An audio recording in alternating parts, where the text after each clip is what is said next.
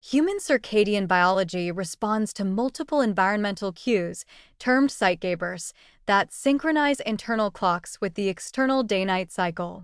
Understanding the relative potency and interaction of light exposure, meal timing, and physical activity provides insight into how these signals jointly regulate metabolism and health.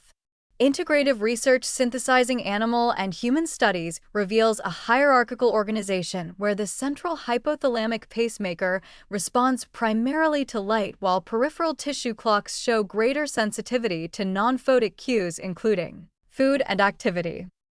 Light exposure, particularly short-wavelength blue light during subjective morning hours, exerts dominant control over the suprachiasmatic nucleus, the brain's master circadian pacemaker.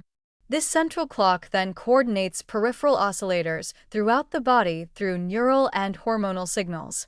However, peripheral tissues including the liver, pancreas, adipose, and skeletal muscle maintain semi-autonomous circadian rhythms that can be dissociated from central timing through conflicting zeitgebers.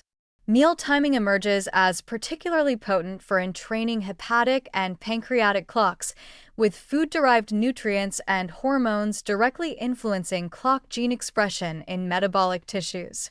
Animal studies demonstrate that restricting food access to specific circadian phases can shift peripheral tissue rhythms by several hours while leaving central brain clock timing relatively unchanged, creating internal desynchrony. Physical activity timing represents a third entrainment signal, particularly important for skeletal muscle clock regulation, but with systemic effects as well. Exercise induces immediate early gene expression and activates signaling cascades that affect clock gene transcription.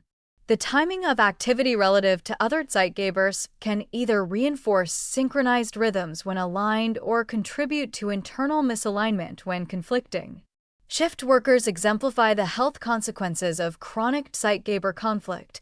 They experience light exposure during biological night due to work schedules, eat at circadian inappropriate times, and often exercise opportunistically without regard to optimal timing, creating a cacophony of conflicting temporal signals that associates with metabolic syndrome, cardiovascular disease, and cancer risk. Practical implications for optimizing circadian health involve aligning multiple zeitgebers synergistically.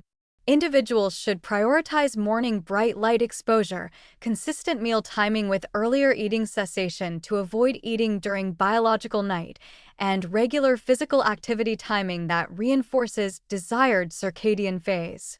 For people unable to control work schedules, strategies should focus on maximizing consistency in controllable zeitgebers to provide at least partial temporal stability. Shift workers might benefit from coordinated scheduling of meals and activity during wake periods along with careful light/darkness exposure management to minimize circadian disruption.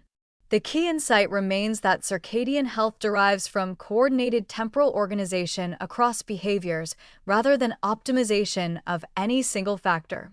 Future personalized recommendations should consider individual schedules, chronotypes, and constraints to develop holistic temporal health strategies rather than focusing narrowly on isolated interventions like meal timing without context.